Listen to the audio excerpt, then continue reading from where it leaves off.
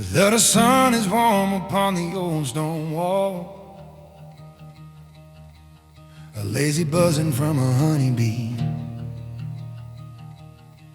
We're gathered here, the great and the small, beneath a quiet, ancient olive tree. I'm just a farmer, my own hands are rough. My life is tied to seasons and to soil, and I have often felt I'm not enough, just a weary man of unrelenting toil. And my faith, it feels so pitifully small compared to all the mountains of my doubt. I try to stand, but I so often fall and let the worries of the world win out. I look at him, the teacher with his friends. He's sitting on the ground just like a child. The lesson that he teaches now transcends the complicated and the worldly style. He's talking to the children soft and low. His words are simple, but they're deep and wide. He's telling them the secret of how to grow with God's almighty kingdom deep inside. And then he stops and opens up his hand, and in his palm a single tiny seed, the smallest thing in all this promised land, a parable for every soul in need. And he said, the kingdom of our God is like this mustard seed, the smallest of the things you'll ever sow, but planted in a heart of humble need. And give it just a little faith to grow, and it will rise up stronger than the rest, a mighty tree of blessing to the land. And the birds of the air will come to build their nest, a holy shelter you must understand. And I look down at my own empty hand, and I can feel the weight of that one seed. My tiny faith in this dry, weary land is truly all the evidence I need. The smallest start can have the grandest end. Upon this truth, my friend, you can depend.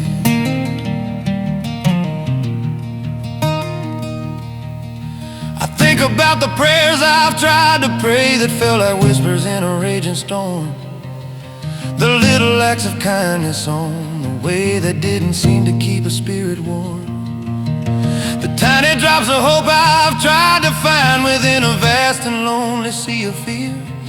I always thought that I was left behind, that my small efforts didn't matter here. But as he speaks, the children understand. Their eyes are wide, they're not confused at all. They know the power in the master's hand to make a giant from a thing so small. And I'm the one who's had the lesson wrong. I've been comparing my own faith to trees, and all along the truth of this great song was in the whisper of the summer breeze, that God does not require a mighty oak. He's just looking for a place to plant the seed. And from that humble place the King has spoke that he will be the one to fill the need. So I will not despise my little start, my fragile hope, my weak and trembling plea. I'll just plant it in the soil of my heart and let the master grow a tree for me. Cause he said, the kingdom of our God is like this mustard seed, the smallest of the things you'll ever sow, but plant it in a heart of humble need. And give it just a little faith to grow, and it will rise up stronger than the rest, a mighty tree of blessing to the land. And the birds of the air will come to build their nest, a holy shelter you must understand. And I look down at my own empty hand, and I can feel the weight of that one seed.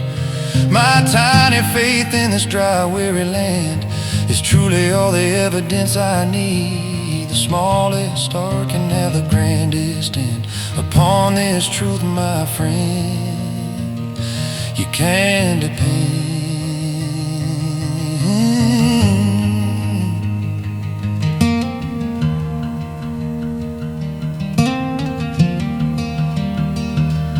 And the tree is not for my own selfish pride. It's not a monument for me to claim. It's so the weary souls will have a place to hide and find a shelter in his holy name. My little faith can be a branch of grace for some lost bird to come and build a home. And this old, weary, and once barren place can be a land where they no longer roam. The growth is up to Him, the planting's up to me, Lord. Take the seed and grow a mighty tree. 'Cause you said the kingdom of our God is like this mustard seed, the smallest of the things you'll ever sow. So I'll plant it in my heart of humble need, and I'll give it all my faith to help it grow, and it will rise up stronger than the rest, a mighty tree, a blessing to the land. And the birds of the air will come to build their nest, a holy shelter I now understand. And I look down at my own empty hand, and I place in it that tiny precious seed. My little faith in this dry, weary land is now the only currency I need. The smallest start can have the grandest end. Upon your truth, my master and my friend. Yes, on your word, my Lord,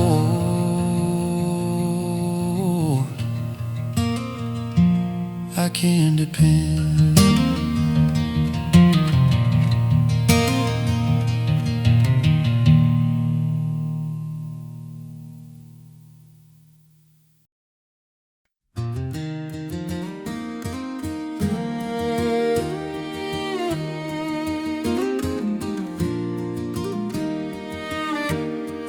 Virgin old gossamer old and gray, the summer sun has baked it dry and hot.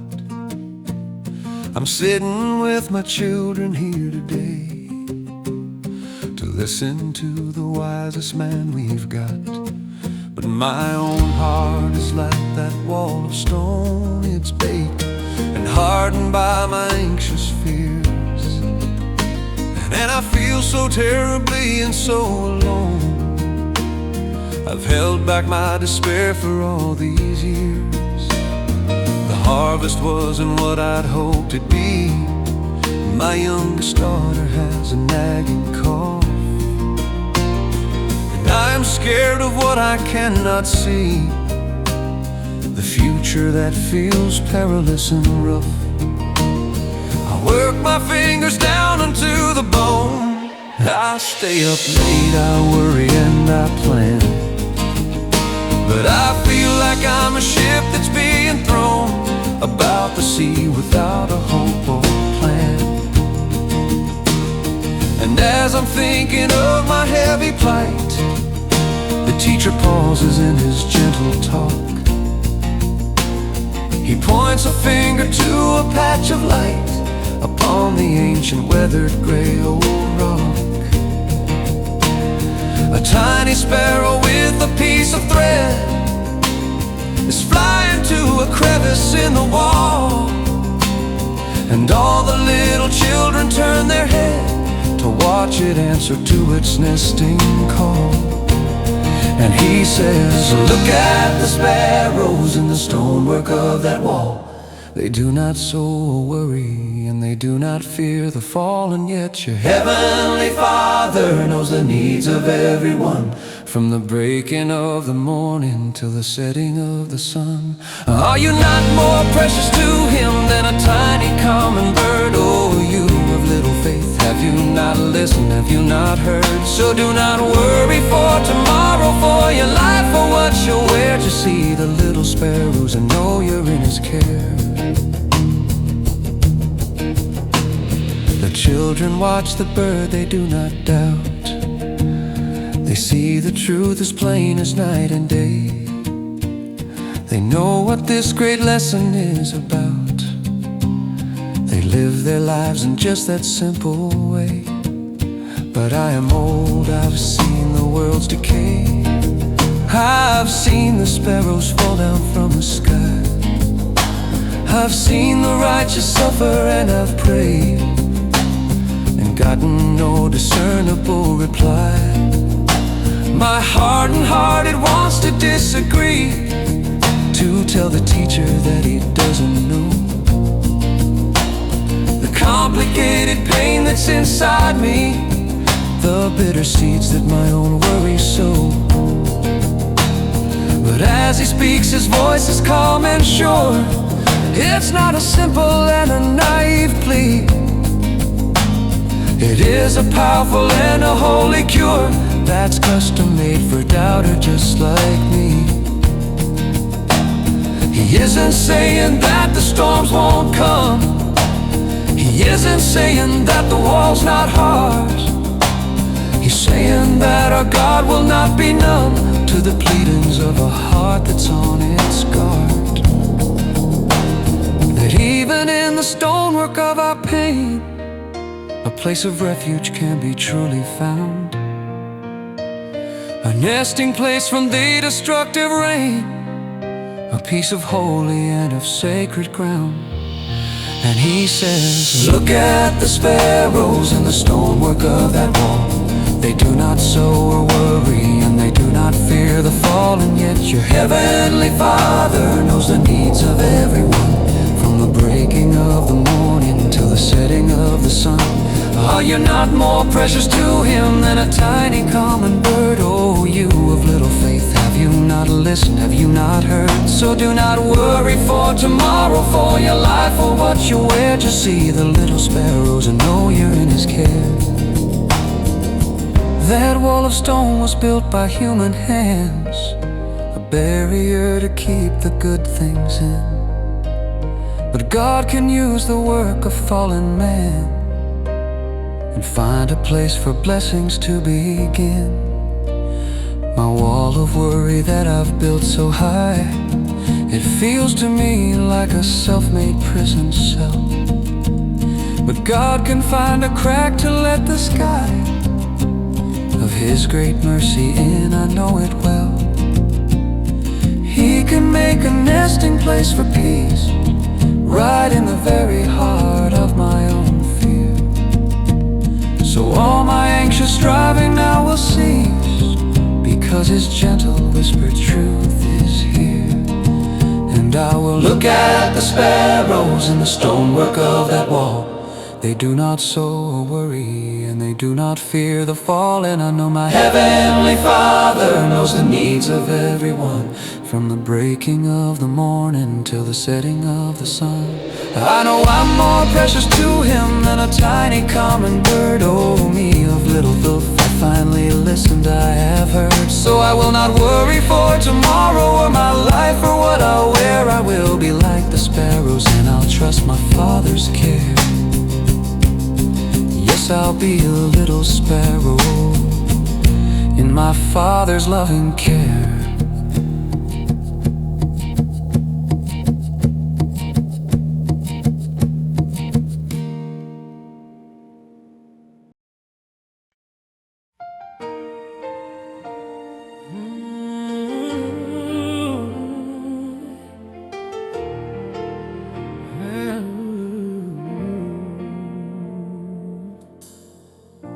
I've always been a quiet sort of man. I do my work, I come back home at night. I try to follow God's own holy plan, but I try not to shine my faith too bright. 'Cause this whole world is full of arguments. People get offended now with ease, and my own natural and helpful bent is just to keep the quiet and the peace. So I don't talk about the Lord too much. I keep my deepest feelings locked inside. I'm scared of losing that connecting touch with friends who have a different kind of guide. I've got a lamp of faith that's small but real. It burns within the corner of my soul, but I have kept it hidden, I will reveal. I've put it underneath the clay-made bowl. I tell myself it is a humble way to live a life that's reverent and deep. But as I hear the words the teachers say, I feel ashamed that I have tried to keep at bay for many a long and lonely year, a quiet and a sad convicting tear. He's holding up an unlit lamp right now for all the children sitting there to see.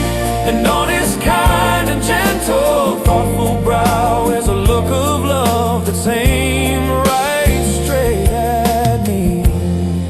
And he asks, do you light a lamp and hide it in the dark, or put it underneath the bed? Because it's hopeful spark. No, you put it on a lampstand, so I can fill the room and chase away the lonely, invisible gloom. And your faith is just a lamp, my friend, it has been given to be a shining beacon of the holy love of heaven. So don't you hide the light that's in your soul for all the world to see. Your family is a lampstand for your community. He lights the lamp, a single steady flame. It dances in the gentle afternoon. He says this light, it has a holy name. It is a hopeful and a blessed boon. And this old house, it represents the town and all the people living out their days. And if you hide your light and keep it down, the whole house will be lost in a dark maze. Your neighbor who is struggling with his doubt, he needs to see the light that's in your eye. The lonely widow who is down and out needs your own warm flame to help her to get by. Your own two children with the trusting gaze, a look into the lamp that you will hold to guide them through their young and restless days. A story that is better than pure gold. And as he speaks, I look at my own son. He's sitting there, his face so pure and true. And I think of all the things that I have done to hide my faith from his own searching view. I've taught him how to work and how to save, but have I taught him how to truly pray? Have I been honest? Have I been so brave to show him the life, the truth, the only way? Cause he'll have to light a lamp and hide it in the dark, put it underneath the bed, and this is hopeful spark. No, you put it on a lampstand, his light can fill the room and chase away the lonely and miserable gloom. And your faith is just a lamp, my friend, it has been given to be a shining beacon of the holy love of heaven. So don't you hide the light that's in your soul for all the world to see. Your family is the lampstand for your community. I'm scared that my own light is far too small, that it's a flicker, not a mighty fire. I'm scared that if I show it, I will fall and be exposed as a fake and as a liar. But the teacher didn't say the flame was grand. He didn't say it had to be so bright. He just said, put it on the lampstand and be a faithful and a hopeful light. So I will take the bowl up from my lamp. I will not let it be a hidden thing. I'll carry it into the darkness and the damp, and I will let my little candle sing, starting with my boy when we get home tonight. And I will not light my lamp, I will not underneath the bed, this its hopeful spark. I will put it on its lampstand, so I can fill the room and chase away the lonely. And my faith is just a lamp, my friend, that has been given to be a shining beacon of the holy love of heaven. I will not hide the light that's in my soul for all the world to see. My family is the lampstand, your community. Yes, my home will be the lampstand for the man I wanna be. I wanna teach.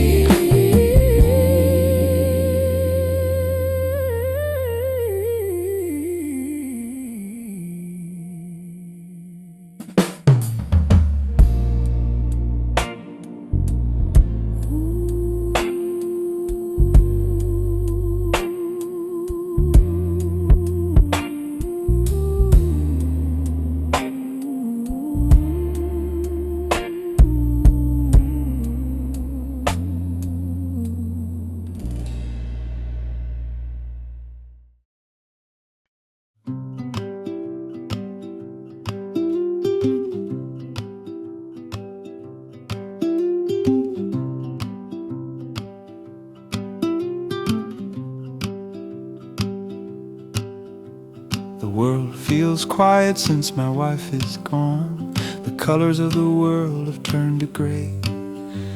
I walk these empty fields from dusk till dawn, and there is nothing anyone can say. The birds still sing, the sun still rises up. The people in the town, they laugh and trade. It's like they're drinking from a different cup, from the one of sorrow that my life's been made. And in my grief I feel a bitter rage, that all of nature doesn't stop and weep, that the world doesn't turn a different page, and my own lonely silent vigil keep. Oh, oh, oh, oh, oh, oh. The stones upon the ground are cold and dumb. The trees don't seem to notice that she's passed. My soul is tired and my heart is numb, in a world whose joy is just too cheap to last. So I have come today to this sad place, to hear this teacher, but my heart is closed. I do not have the energy to face a God who seems so peacefully composed, while my own world has crumbled into dust and broken all my spirit and my trust. But as he teaches by the garden wall, he speaks a word that makes my spirit leap. He's telling them that at the trumpet's call, the secrets that the silent earth now keep will all be told in a triumphant shout. 'Cause he said if the people should be silent and not give praise to me, then the very stones will cry out for all the world to see. The rocks will sing of my salvation, and the hills will shout my name, and the mountains will bear witness to my holy burning flame. And there is a joy in heaven that this world cannot contain, that will put an end to sorrow and to sickness and to pain. So do not think creation's deaf and dumb and cold and gray, for the very stones are waiting for that great and glorious day.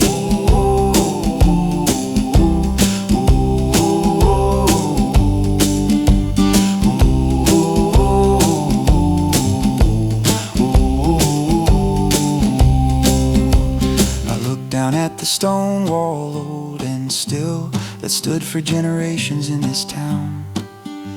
I'd only ever seen a rocky hill, a place to sit when I'm feeling down. But now I see it with a different eye. I see the history that it has known. I see the silent witness to the sky of every seed of faith that has been sown. These stones were here when all my fathers prayed. They will be here when all my sons are gone, and a firm foundation they have truly laid for us to build our hopes and dreams upon. And maybe they are not so dumb and cold, maybe they're soaking up the tears we cry, and in their ancient rocky hearts they hold a promise of a future by and by. My wife, who loved the beauty of this earth, the flowers and the mountains and the sea, she understood the great and holy word of all the things God made for you and me. And I believe that she is part of that great cloud of witnesses who cheering on the ones of us who fallen bruised and flat, to rise and greet the resurrection dawn. She is not silent, she is singing now, a joyful and a resurrect. And if the people should be silent and not give praise to him, then the very stones will cry out to the world's wildest rim. The rocks will sing of his salvation, and the hills will shout his name, and the mountains will bear witness to his holy burning flame. And there is a joy in heaven that this world cannot contain, that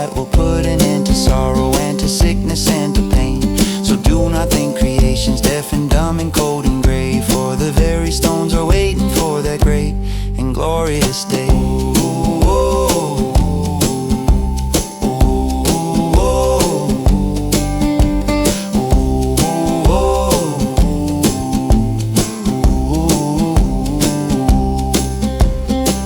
My hand and touch the sun-warmed stone, and it does not feel so cold and dead to me. And for the first time I don't feel alone. I feel I'm part of a great symphony of all creation, waiting for the day when the Creator will make all things new, and my own grief will finally melt away in the glorious and the hopeful view. So I will add my voice to that great sound that's rising up from this redeemed ground, till all the universe with praise will ring for the coming of the holy risen King. And if the people should be silent, then I will not hold my peace, and the stones will cry out with me in a joy that will not cease. The rocks and I will sing salvation, and the hills will shout His name, and the mountains will bear witness to His holy burning flame. For the joy that is in heaven is a joy this world can't tame, and it's come to end my sorrow and my sickness and my pain. I know that His creation's not just dumb and cold and gray, for the very stones are singing for that great and glorious day. Yes, my heart will sing His praises till that great and glorious day.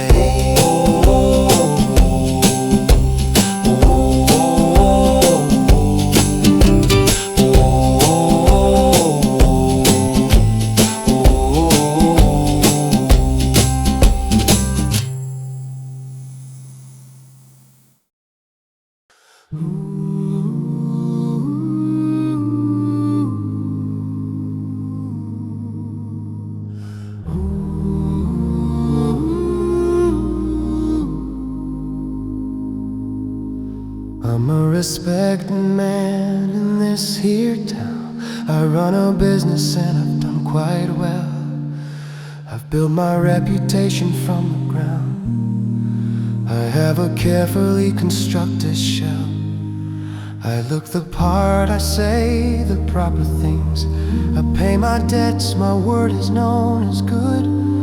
I know the song a good man's conscience sings. I've done the very best that a man could, but in the quiet, in the dead of night, my soul admits a truth I hide by day.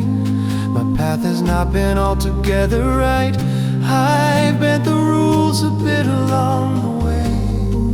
A little light to finalize a sale, a corner cut to save a bit of time, a story that is just beyond the pale, a technically but not a truly awful crime. My life's a wall that from a distance seems to be constructed solid, straight and true, but it is full of crooked moral seams that only I and my own maker view.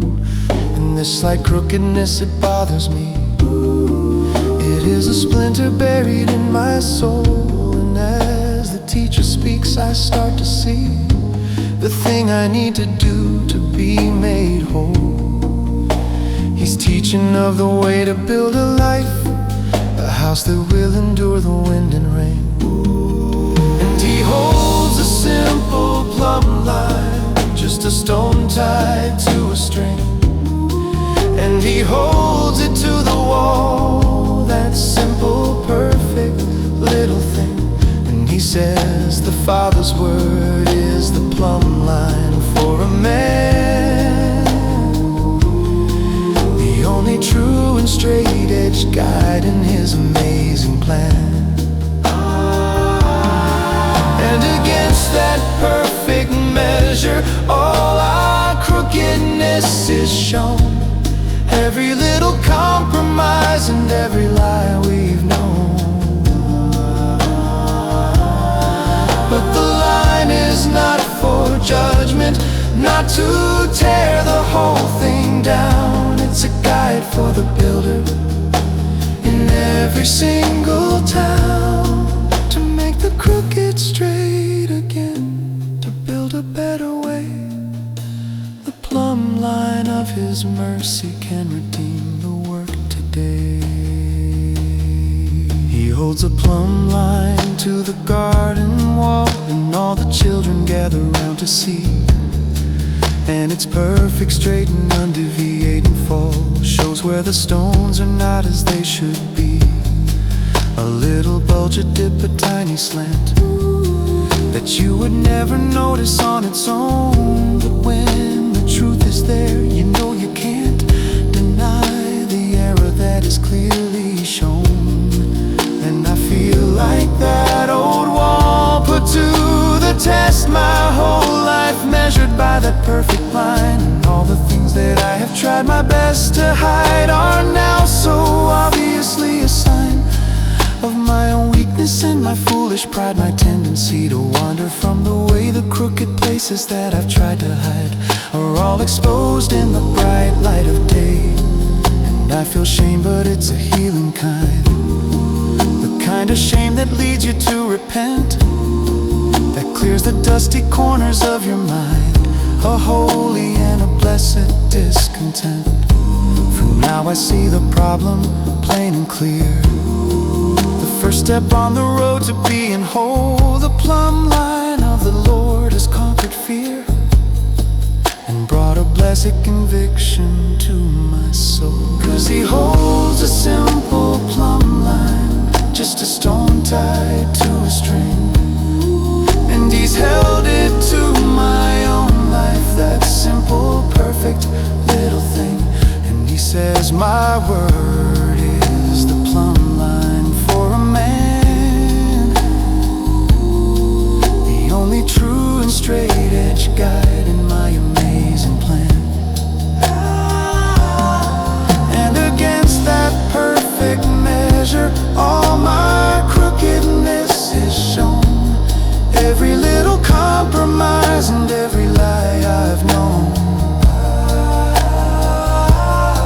But the line is not for judgment, not to tear my whole life down. It's a guide for this soul builder in this humble dust state again, to make the crooked straight again, to build a better way. The plumb line of Your mercy can redeem my work today. So I will take the measure that He gives, I will not hide my crooked walls in shame. I'll ask the master builder who forgives to take apart my weak and twisted frame and build it back according to His guide, with His own steady and His nail-scarred hand, with nothing in my spirit left to hide. The straightest, truest house in all the land. He is the builder, I am just the stone. I cannot make myself straight on my own. So I surrender all that I have known, and I will trust in His great skill alone. 'Cause He holds a simple plumb line, just a stone tied to a string, and He's rebuilding my own soul, that blessed, wondrous thing. And He says my word is the plumb line for a man, the only true and straight edge guide in my amazing plan. And against that perfect measure, all my crookedness was shown. Every single compromise and every lie I've known. But His line was not for judgment, not to tear my whole life down. It's a guide for this soul builder in this redeemed and hopeful town, to make the crooked straight again, to build a brand new way. The plumb line of His mercy has redeemed my work today. Yes, the plumb line of Your grace has made me new today. today.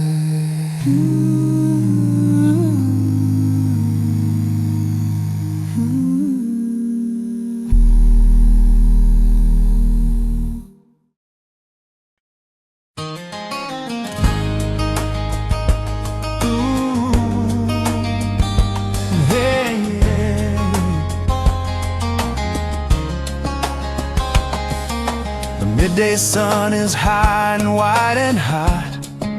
It beats upon the dry and thirsty ground.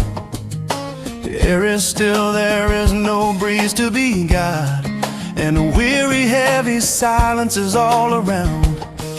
My life feels like that sun of burning glare, of endless work and duties to be done.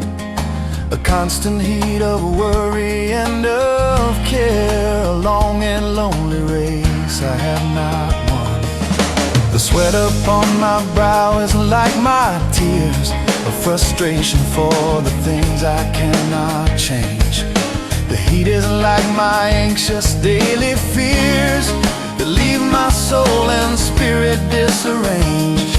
I came to hear the teacher speak today, to find some comfort for my sun-scorched soul, to find a different and a better way to make my broken, weary spirit whole. He's gathered all the children in a spot where the old stone wall it casts a patch of shade. A simple act of mercy like as not, a quiet statement that is gently made.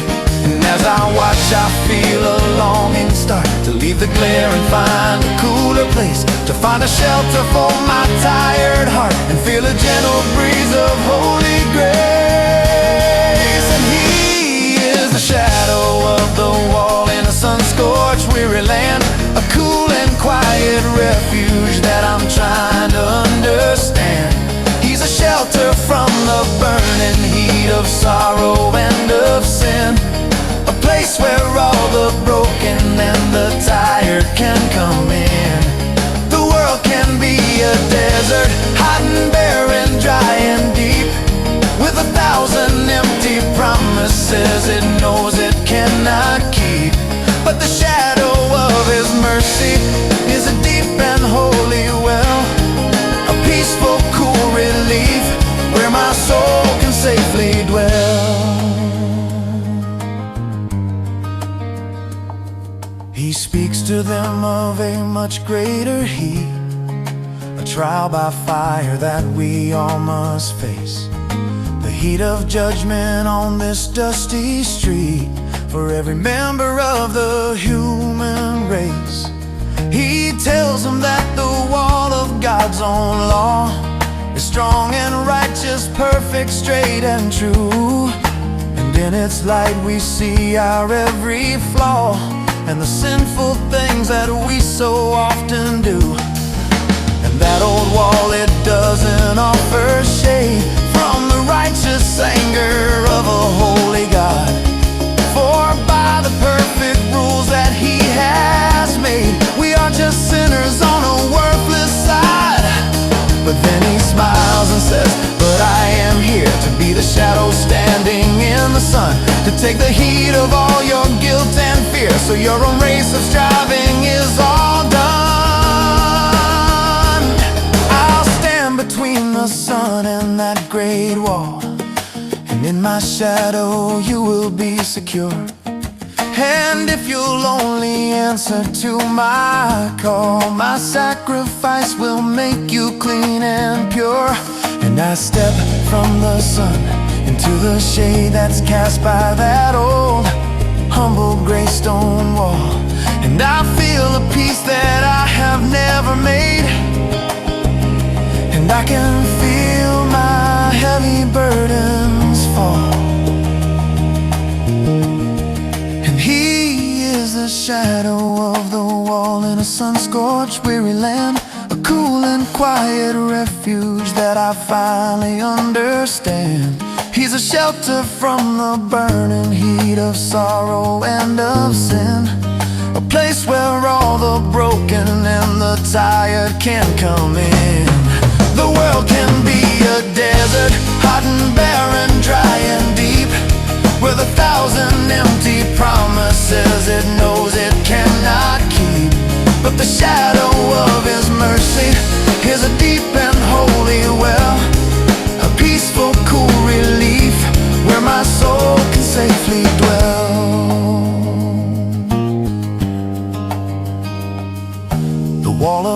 shows me that I am wrong.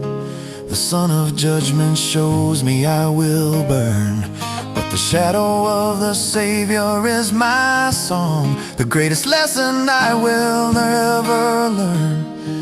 For he himself, he stood out in the heat, upon a cross beneath a burning sky, so that my soul could find a safe retreat, and in his Father's loving shadow lie. He took the heat so I could have the cool.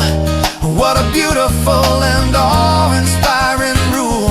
His love has changed the purpose of the wall, from a place of judgment to a place for all. And he is the shadow of the wall in a sun-scorched weary land, a cool and quiet refuge that I finally understand. He's a shelter from the burning heat of sorrow and of sin, a place where all the broken and the tired can come in.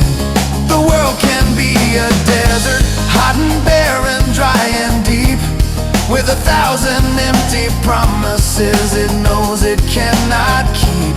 But the shadow of his mercy is a deep and holy well, a peaceful, cool relief, where my soul can safely dwell. Yes, in your shadow my soul will ever dwell.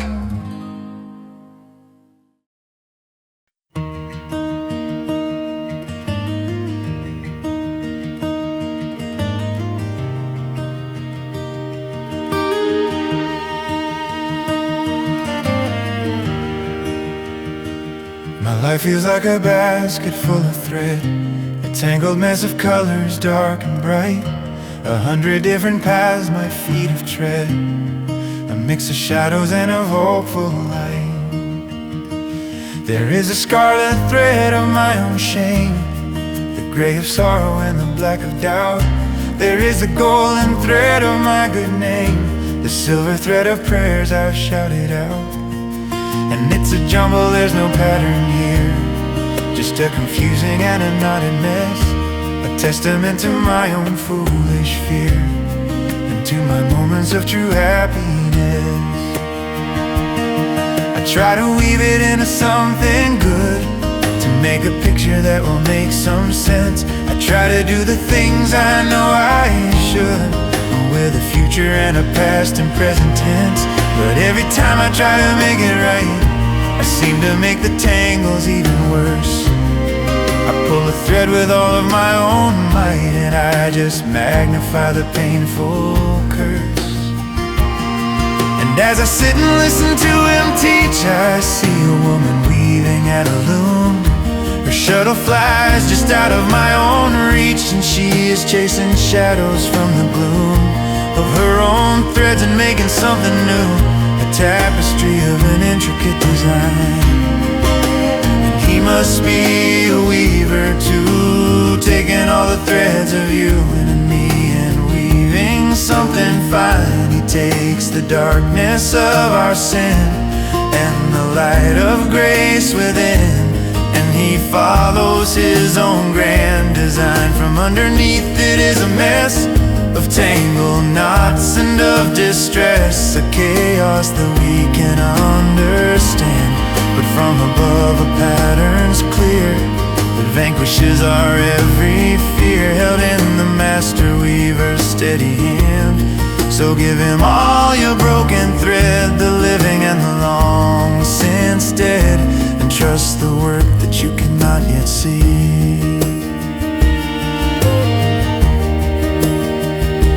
Teacher points to the bright morning sky, where different clouds of white and gray float past.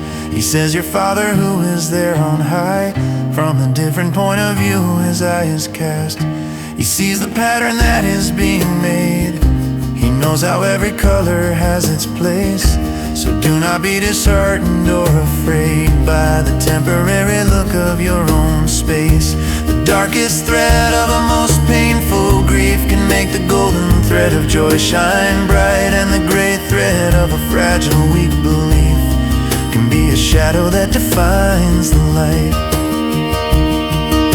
The weaver needs the dark, just like the fair, to make a picture that is rich and deep. So do not wrestle with your own despair, or all the painful secrets that you keep. Just give the threads to the one who understands, the artist who has planned the final view. Just trust the shuttle in his wounded hands, for he is making all things fresh and new. And as he speaks, I feel my spirit yield the tangled mess of my own life's great field. For he is the weaver true, taking all the threads of you and me and weaving something fine. He takes the darkness of our sin and the light of grace within, and he follows his own grand design. From underneath it is a mess of tangled knots and of distress, a chaos that we cannot understand. But from above a pattern's clear that vanquishes our every fear, held in the master weaver's steady hand. So give him all your broken thread, the living and the long since dead, and trust the work that you cannot yet see. One day the weaving will be finally done, the final shuttle will be thrown and caught, and he will turn the tapestry to the sun, and we will see the wonder he has wrought. And all the tangled knots of our own past, the confusing parts, the sorrows and the pain, will be a part of something that will last, a glorious and a breathtaking refrain. And we will see that not a thread was wrong, it was all part of his amazing song. So I will sing, though I don't see the art, I'll trust the weaver of my trusting heart. For he is the weaver true, taking all the threads of you and me and weaving something fine. He takes the darkness of our sin and the light of grace within, and he follows his own grand design. From underneath it is a mess of tangled knots and of distress, a chaos that we cannot understand. But from above a pattern's clear that vanquishes our every fear, held in the master weaver's steady hand. So I'll give him all my broken thread, the living and the long since dead, and trust the work that I cannot yet see. And I will praise the one who's weaving me.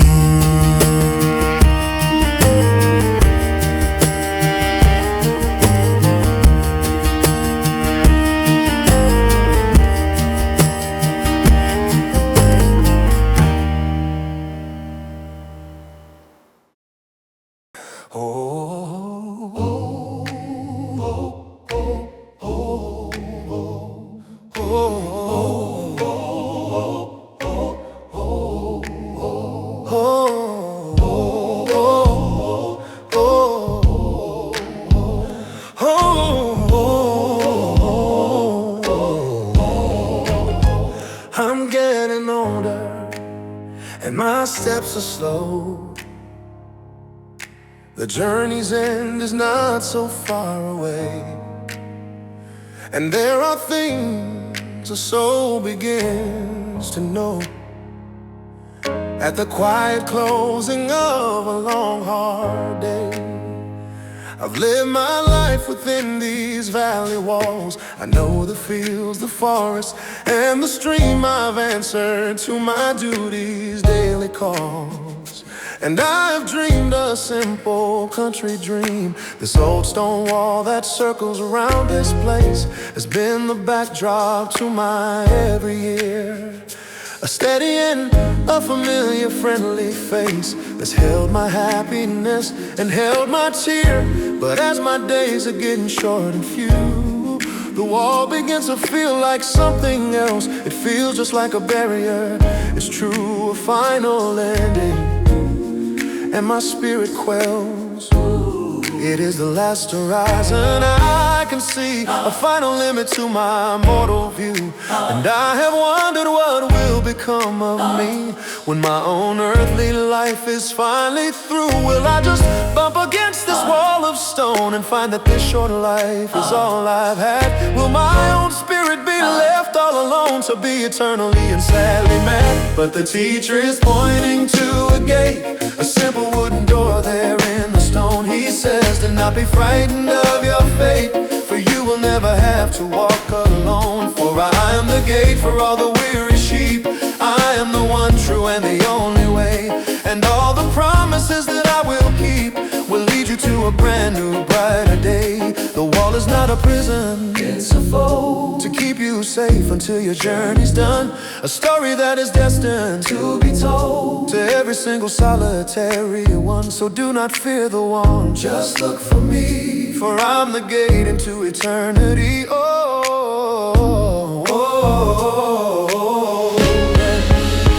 I'd never even noticed it before, that little gate tucked in the corner there, a simple and an unassuming door I'd overlooked in my own deep despair. It isn't grand, it isn't made of gold, it doesn't have a lock or have a key. It's just a humble entrance to the fold that's open for a sinner just like me. And all the children, they can see it plain, it's obvious to their own trusting eyes. They're not confused by all the wind and rain of complicated and of worldly lies. They know a gate is simply for one thing, to get you from the place you are right now to a new place that will make your spirit sing, a place to make a new and hopeful vow. And I can see the light behind the gate, a brilliant sunshine warmer than our own. I can imagine the amazing fate of being welcomed to my Father's throne. This wall is not an ending, it's a start, a boundary around a holy place, a training ground for my own weary heart to learn the boundless nature of His grace. And the teacher is pointing to the gate, a simple wooden door there in the stone. He says, do not be frightened of your fate, for you will never have to walk alone. For I am the gate for all the weary sheep. I am the one true and the only way, and all the promises that I will keep will lead you to a brand new, brighter day. The wall is not a prison, it's a fold to keep you safe until your journey's done. A story that is destined to be told to every single solitary one. So do not fear the wall, just look for me, for I'm the gate into eternity. The path of life has led me to this wall, and I am grateful for the road I've tried. I have stumbled and I've had a painful fall, but I've been guided by the hand of God. And now I'm standing ready for the next great journey that is waiting up ahead. And my own soul is no longer perplexed by all the fearful things the cynic said. For death is not a wall, it is a door, and He who is the gate is He who is the key. And He is waiting on the other shore to welcome home a tired soul like me. So I will walk with joy and not with dread, and I will trust the words that He has said. For my teacher's pointing to the gate, a simple wooden door there in the stone. He says, do not be frightened of your fate, for you will never have to walk alone. For I am the gate for all the weary sheep. I am the one true and the only way, and all the promises that I will keep will lead you to a brand new, brighter day. The wall is not a prison, it's a fold to keep you safe until your journey's done. A story that is destined to be told to every single solitary one. So do not fear the wall, just look for me, for I'm the gate into eternity. Yes, Lord, you are the only gate for for me.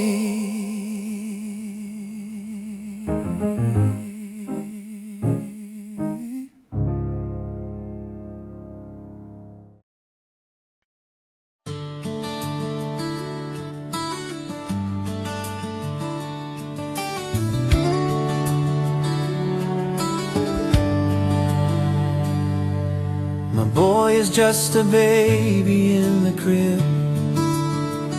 His hands are small, his future is unknown.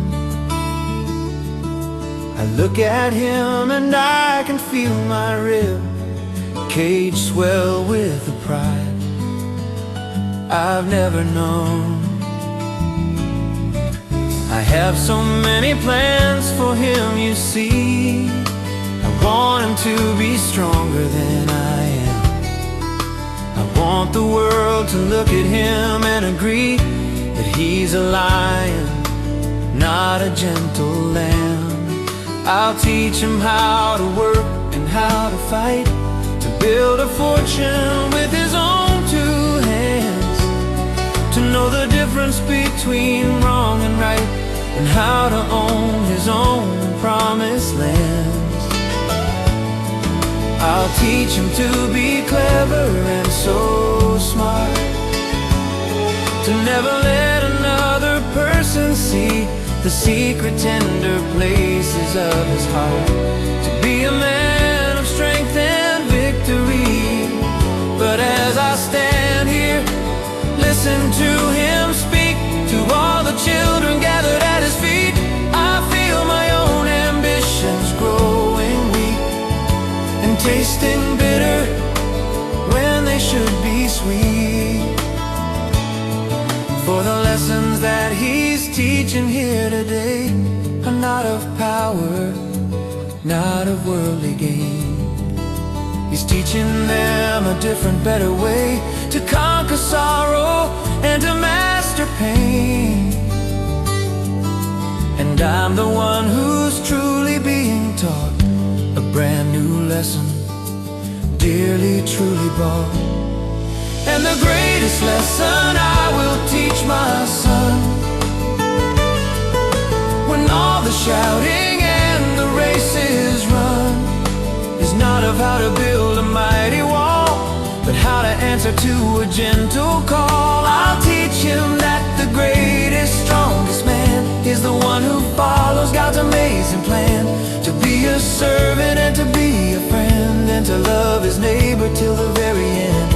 I will not teach him how to rule and reign, but how to wash the dust off and the stain from the weary feet of some poor tired one. That's the greatest lesson I will teach my son.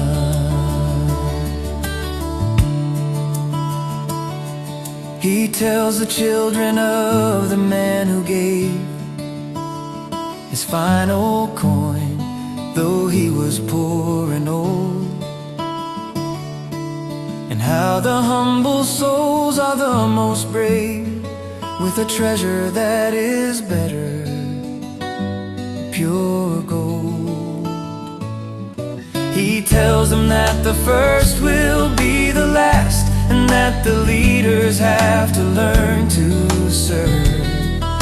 And all my worldly wisdom, fading fast, begins to lose its arrogant old nerve.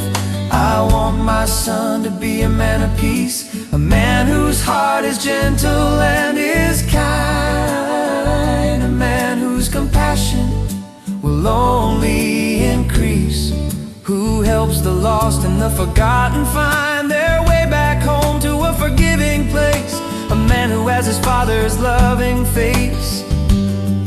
I do not want him to be known for might, but for the warmth of his own inner light. So I will take this lesson that I've learned from the master teacher in this quiet spot, and all the other lessons will be burned, the foolish, prideful plans that I have got. The legacy I'll leave him is not land, but a memory of a father who was guided by a gentle nail-scarred hand in everything he'd ever say and do. And the greatest lesson I will teach my son, when all the shouting and the race is run, is not of how to build a mighty wall, but how to answer to a gentle call.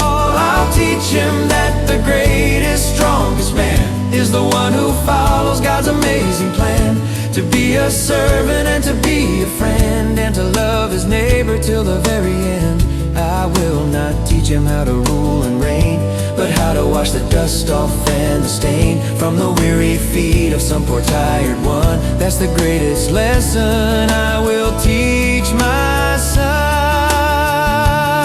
I'll take him to this garden when he's old enough to sit and listen and to learn. And the greatest story that has ever been told will be the holy fire that will burn within his heart. And I will tell him here, the Lord himself, he taught me how to live, and he has conquered every single fear, and taught a selfish man how to forgive. And my son's legacy will then be clear, to pass the lesson on year after year. Oh, I pray he'll pass this lesson to his son. And the greatest lesson I have taught my son, when all the shouting and the race is run, is not of how to build a mighty wall, but how to answer to a gentle call. I'll teach him that the greatest, strongest man is the one who follows God's amazing plan, to be a servant and to be a friend, and to love his neighbor till the very end. I will not teach him how to rule and reign, but how to wash the dust off and the stain from the weary feet of some poor tired one. That's the greatest lesson that I'll teach